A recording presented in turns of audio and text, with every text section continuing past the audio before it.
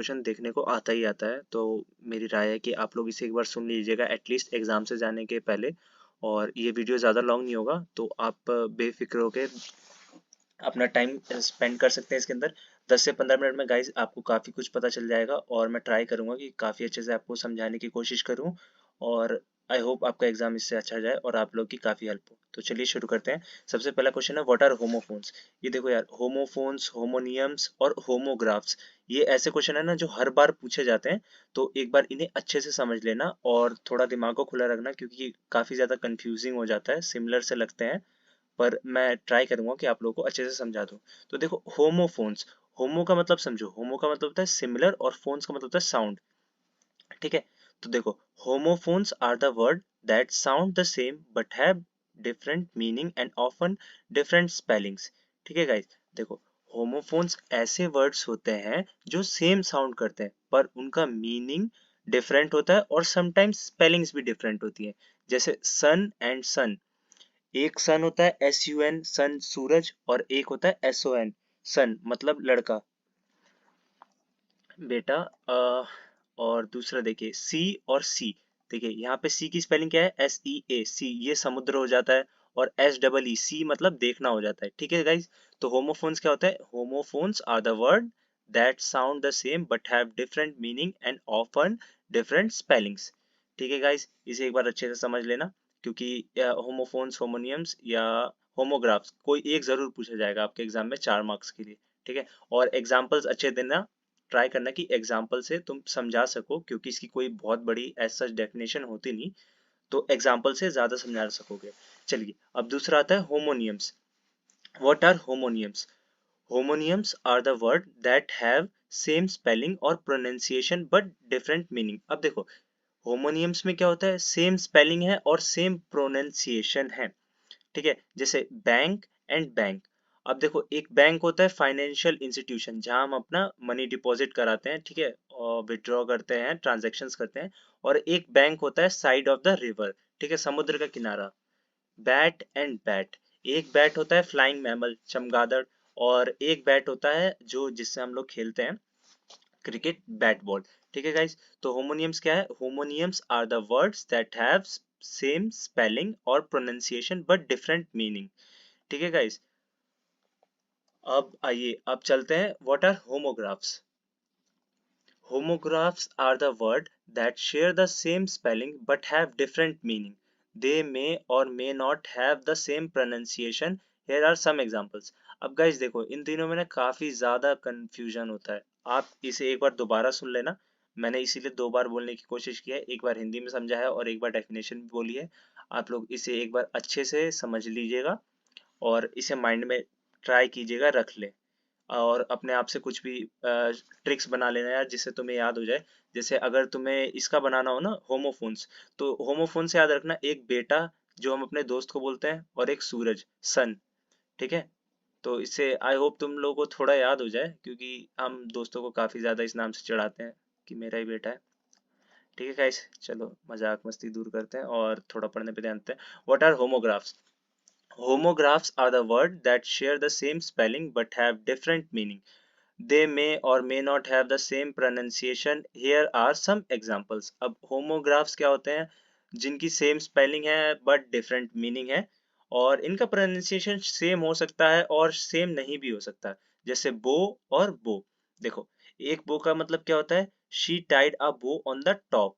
ठीक है, बो टाई करना मतलब बांधना टॉप पे, शी टाइड अ बो ऑन द प्रेजेंट। ठीक है, और एक होता है बो मतलब एक झुकना, ही आस्क्ड अस टू बो बिफोर एंटरिंग द टेम्पल, जैसे हम मंदिर में जाने से पहले झुकते हैं ना, वैसा। ठीक है, आई होप गाइस ये आप लोगों को क्लियर हो जाएगा कि होमोफोन्स, होमोनियम्स एंड होमोग्राफ्स। चलो गाइस, अब दूसरे क्वेश्चन पे आते हैं। ठीक है, describe any two function that visual help us to perform very effectively. अब गाइस देखो, कोई भी प्रेजेंटेशन हम करते हैं तो उसके अंदर हम विजुअल्स का यूज क्यों करते हैं। आप लोगों ने कभी देखा होगा, हम पीपीटी बनाते हैं, पावर पॉइंट प्रेजेंटेशंस, तो हमें एडवाइस किया जाता है कि आप टेक्स्ट को कम रखिए, विजुअल्स को ज्यादा ऐड कीजिए, और टेक्स्ट भी टू द पॉइंट रखिए। तो गाइस एक बहुत ही सिंपल सी साइकोलॉजी है इसकी, कि जो हम देखते हैं ना वो हमें ज्यादा दिन तक याद रहता है एज पर जिसे हम रीड करते हैं, ठीक है। आप देखना कि आपको कोई बचपन की क्लास में डायग्राम देखा हो आपने, ह्यूमन डाइजेस्टिव सिस्टम। गाइस देखो, हम सब ने साइंस में इसके बारे में पढ़ा है, लेकिन अगर आपसे मैं बोलूं कि इसका डायग्राम बना सकते हो, तो आपके दिमाग में उसका डायग्राम होगा। यू मे बी और may not be able to draw it, but उसका जो डायग्राम होगा आपके दिमाग में रिमेम्बर होगा। बट अगर मैं वही आपसे बोलूं कि आपने जो पढ़ा था वो आप मुझे बता सकते हो, आप भूल चुके होगे। ऑब्वियस बात है यार, काफी सारी चीजें हम पढ़ते हैं, बट ये जो विजुअल्स होते हैं ना, इन्हें हम हमेशा याद रखते हैं। ठीक है गाइस, तो देखो, visual play a crucial role in enhancing communication and understanding information. अब देखो, जो मैंने कहा था कि विजुअल्स जो होते हैं वो इनहेंसिंग कम्युनिकेशन और अंडरस्टैंडिंग इंफॉर्मेशन में काफी इंपॉर्टेंट रोल प्ले करते हैं, ठीक है। इनसे जो हमारी अंडरस्टैंडिंग होती है काफी अच्छी होती है और हमें ये याद भी ज्यादा रहता है, ठीक है। Two function that visuals help us perform effectively are enhancing comprehension। अब देखो, visuals such as chart, graph and diagrams are powerful tools for presenting complex information in a clear and concise manner. They condense large amount of data or visual that are easier to understand. For example, अब देखो, ये ना हमारी understanding को बढ़ाते हैं, enhancing comprehension। जैसे guys देखो, अगर मैं आपको बोलूं कि आप लोगों को दो चीज के बीच में कंपैरिजन करना है, ठीक है। एक प्रोडक्ट है अपने पास पतंजलि टूथपेस्ट और एक है कोलगेट, ठीक है गाइस। तो आप लोग ना मैं अगर मुंह से बोलूंगा कि 80% पतंजलि का जा रहा है और कोलगेट का 70% आ रखा है, ठीक है। ऐसा करके अगर मैं आपको बोलूँ तो आप लोगों को ना ये समझने में काफी आसान डिफिकल्टी फेस करोगे। आप कहोगे कि कौन सा 80 गया, कौन सा 70 गया। पर वही अगर मैं एक बार चार्ट बनाऊं, ठीक है, डेटा कंपैरिजन के लिए, कि पतंजलि का 80 है कंपैरिजन में इस मंथ में और वो कोलगेट का 70 है, तो वो आप लोगों को ना ज्यादा अच्छे से समझ आएगा और मैं जो बोलूंगा आप उसको फोकस कर पाओगे। तो ये क्या करता है, हमारी इनहेंसिंग कॉम्प्रिहेंशन, ठीक है गाइज। तो आप इसको लिखना, और जो आपको समझ आता है ना, जैसे visuals, if we add visuals to our presentation, ठीक है, they will provide us better understanding and grab the attention। और यार देखो, ये attention भी काफी ज्यादा grab करता है, ठीक है, क्योंकि पिक्चर की तरफ हम ज्यादा अट्रैक्ट होते हैं, ठीक है। Flow chart for process understanding. अब गाइस देखो, अगर मैं आपको बोलूं कि हम आज से कल यहाँ जाएंगे, कोई रोड ट्रिप प्लान करते हैं, ठीक है, तो मैं अगर मुंह से बोलूँ तो आपको समझ नहीं आएगा, लेकिन अगर वही मैं आपको विजुअल्स में दिखाना शुरू कर दूं कि पहले हम स्टेशन पे जाएंगे, स्टेशन से हम इधर जाएंगे, फिर उसके बाद उधर जाएंगे, तो आपको समझ भी आएगा और होप सो आपको याद भी रहेगा, ठीक है। तो ये हमारी कंप्रिहेंशन को इंक्रीज करता है। Facilitating memory retention। अब देखो, visuals are known to enhance memory retention as they engage both visual and cognitive processes। Information accompanied by visual is often better remembered compared to the text alone। Guys, जो बात मैंने आपको शुरुआत में बोली थी कि जो हम देखते हैं ना वो हमें सुनने से ज्यादा याद रहता है, ठीक है, सुनने से या पढ़ने से ज्यादा याद रहता है। तो इसीलिए बेटर मेमोरी रिटेंशन भी रहता है। तो गाइज, ये दो पॉइंट हैं, इन्हें आप एक बार अच्छे से पढ़ लीजिएगा। और यही है मेन चीज, जो विजुअल्स काफी इफेक्टिव हेल्प करते हैं। चलिए गाइज, अब आता है एक आखिरी क्वेश्चन। ये ग्रुप डिस्कशन से ना हर बार एक क्वेश्चन आता ही आता है, या तो आपसे एटिकेट्स पूछेगा, ठीक है, या आप क्या क्या पार्ट चीजों को कर सकते हैं एक सक्सेसफुल ग्रुप डिस्कशन के लिए, या फिर आपसे पूछ ले कि ग्रुप डिस्कशन क्यों जरूरी है। तो गाइज देखो, ग्रुप डिस्कशन में क्या होता है, हम एक पर्टिकुलर टॉपिक के ऊपर ना एक लोगों के ब्रंच को बैठाते हैं, मतलब लोगों का समूह बैठाते हैं, बंच, ठीक है। और एक पर्टिकुलर टॉपिक पे सबके व्यूज को जानते हैं, जिससे कि हमें एक बेटर अंडरस्टैंडिंग मिलती है, क्योंकि सबके every person has their own opinion about something, ठीक है। किसी का कोई ओपिनियन हो, किसी का कोई ओपिनियन हो, तो इसीलिए ग्रुप डिस्कशन को किया जाता है, ठीक है। मेकिंग अ ग्रुप डिस्कशन, अब हमारे पास क्वेश्चन क्या है, how to make a group discussion successful, ठीक है। Making a group discussion successful involve creating an environment that encourages open communication, collaboration and the exchange of ideas। Here are some tips to make a group discussion successful। अब guys देखो, जो एक group discussion होता है, अभी मैं आपको समझा चुका हूँ कि ग्रुप डिस्कशन क्या होता है, कि एक group of people sit together to talk on a particular thing, ठीक है, और every person expresses their own opinions about something. ये होता है एक ग्रुप डिस्कशन, ठीक है गाइज। अब इसके कुछ पॉइंट्स हैं जिससे हम एक सक्सेसफुल ग्रुप डिस्कशन बना सकते हैं। Establish clear objective. अब यार देखो, तुम किसी चीज के ऊपर बात करने बैठे हो लेकिन आधी ऑडियंस को पता नहीं है कि तुम बात किस पे करने जा रहे हो, तो तुम्हें लगता है कि वो ग्रुप डिस्कशन कभी भी सक्सेसफुल होगा? नहीं होगा ना, ऑब्वियस बात है, क्योंकि आप लोगों का ऑब्जेक्टिव क्लियर नहीं था और आप ऐसे ही चले गए। ये तो ऐसे ही होता है जैसे हम पेपर में बिना पढ़े चले जाते हैं और फिर बैक आ जाती है, हम कहते हैं पता नहीं कैसे फेल हो गए। तो यार पहले अपना ऑब्जेक्टिव क्लियर रखो कि हम क्या करने जाते हैं। हम पेपर करने जाते हैं तो उससे पहले हमें पढ़ना पड़ता है, उसी तरह हमें पहले ऑब्जेक्टिव को क्लियर कर देना चाहिए सभी को। Clearly define the purpose and objective of the discussion, participant should understand what need to be achieved and the topics that will be covered. This help to keep the discussion focused and productive. और अगर आप पहले से पढ़ के जाएंगे तो guys focus भी रहेंगे और प्रोडक्टिव पास भी कर जाएंगे अपने एग्जाम्स को।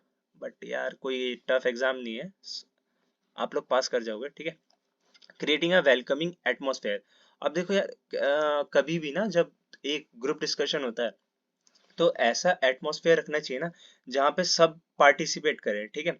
और अगर कोई बोलना चाहता हो तो उसे भी बोलने का मौका दिया जाए। ऐसा नहीं है कि कोई चीफ है तो वही बोले जा रहा है और दूसरे लोगों को बोलने का मौका नहीं मिल रहा है। वो ग्रुप डिस्कशन नहीं होता गाइज। एक ग्रुप डिस्कशन के अंदर सबको बोलने का पूरा राइट होना चाहिए, ठीक है। Fostering a positive and inclusive environment where participants feel comfortable expressing their opinion, encouraging active listening, respect for diverse perspective and discourage any form of discrimination or interruption।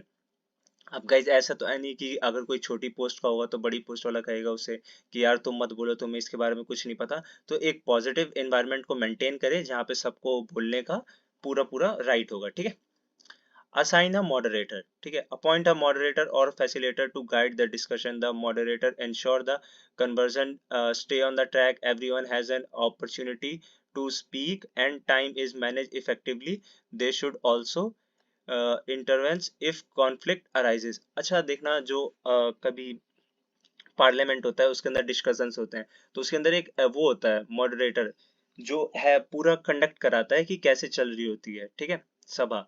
तो उसके अंदर अगर जब आपस में पॉलिटिशियंस लोग बहसबाजी शुरू करते हैं तो वो उन्हें शांत कराने की कोशिश करता है, ठीक है। वैसे ही एक मॉडरेटर को असाइन करना चाहिए ग्रुप डिस्कशन के लिए, जो कि अगर कोई कॉन्फ्लिक्ट होता है, मतलब किसी के बीच वाद विवाद होता है तो उसको सॉल्व कर दे, ठीक है। और टॉपिक इधर उधर ना जाए, वो टू द पॉइंट ही रहे, क्योंकि यार देखो जब डिस्कशन होता है ना तो इधर की बात उधर चली जाती है, पता भी नहीं चलता, ठीक है। Set the ground rules. Establish ground rules for the discussion to maintain order and ensure a constructive atmosphere. Rules may include speaking time limit, avoiding interruption, and focusing on the topic at hand. Share these rules at the beginning of the discussion. अब देखो जैसे discussion शुरू हो रहा है ना उससे पहले रूल्स बता दिए जाए कि भाई आप लोगों को इतनी देर बोलना है और टॉपिक से हटके नहीं बोलना और किसी को इंटरप्ट नहीं कर सकते आप। और ये सारी बात ना हमें पहले ही बता देनी चाहिए ताकि इससे कोई दिक्कत ना हो, ठीक है। Encouraging participation. अब हमें एनकरेज करना चाहिए पार्टिसिपेशन को भी, सबके लिए अपॉर्चुनिटी देनी चाहिए कि वो आके अपनी बात को रख सके, ठीक है guys. Creating opportunity for everyone to contribute to the discussion. encourage quieter members to share their thoughts। अब कितने लोग होते हैं ना डिस्कशंस के अंदर चुपचाप बैठे रहते हैं कि हाँ भाई कब खत्म हो, खाना मिले और हम चलते बने। पर गाइस ऐसा नहीं होना चाहिए, सबको पार्टिसिपेशन के लिए इनकरेज करना चाहिए और इससे एक काफी अच्छी ग्रुप डिस्कशन होती है, ठीक है। Use visual aids. गाइज मैं आपको बता चुका हूँ कि विजुअल एड्स का फायदा क्या होता है, ठीक है गाइज। इससे अंडरस्टैंडिंग अच्छी होती है और इससे लोगों को काफी ज्यादा समझ आता है, ठीक है। Manage time effectively. अब गाइज देखो टाइम ना एलोकेट होना चाहिए सबके लिए बराबर, कि आपको इतने देर बोलने का मतलब बोलना है और टॉपिक पे ही बोलना है, क्योंकि यार देखो डिस्कशन है तो काफी लंबा जा सकता है, लेकिन सबके पास इतना टाइम थोड़ी होता है कि डिस्कशन ही सुनते रहे पूरे दिन। तो एक टाइम फिक्स कर दिया जाए कि इतने बीच में खत्म करना है, ये एजेंडा रहेगा और उससे हटके कोई बात नहीं होगी, ठीक है। Encourage constructive criticism. Foster an environment where constructive criticism is welcome. Participation should feel free to express differing opinions, but in a respectful manner. This help to stimulates healthy debate and the exploration of different perspective। अब guys देखो मैंने पहले ही कहा था कि सबके अपने opinions होते हैं। अब किसी का ओपिनियन हमें पसंद नहीं आया और अगर तुम उसे भड़काने वाले वे में बोलो कि चलो ये बैठ जा, तो ये कोई एटिकेट्स नहीं होते। तो एक पॉजिटिव वे में आप उसके बात को थोड़ा मॉडिफाई कीजिए या कहिए कि सर आपके इस ओपिनियन से देखने के बजाय आप इस ओपिनियन से देखिए, तो ज़्यादा अच्छा होता है, ठीक है। Summarize and conclude. अब देखो, periodically summarize key points that ensure the group is moving toward a conclusion or resolution. The moderator can wrap up the discussion by highlighting key takeaways and action item. अब देखो, discussion का main motive क्या होता है, किसी एक topic के ऊपर कोई particular solution निकल के आए। तो जब discussion होता जाता है तो जो वो होता है moderator, वो इसके अंदर की पॉइंट्स को बनाता रहे, ठीक है, समराइज करे, जिससे पता चल जाए कि हाँ सॉल्यूशन निकल चुका है जिसके लिए हम बैठे हुए थे, ठीक है। Seek feedbacks after the discussion, seek feedbacks from participant, this help in identifying areas for improvement and ensuring the future discussion are even more successful. अब जब डिस्कशन ओवर होती है ना, तो हमें सबसे फीडबैक लेने चाहिए पार्टिसिपेंट से। इससे क्या होता है कि काफी अच्छे तरीके से सॉल्यूशन निकल के आते हैं और फ्यूचर डिस्कशन काफी सक्सेसफुल रहेंगे, ठीक है गाइज।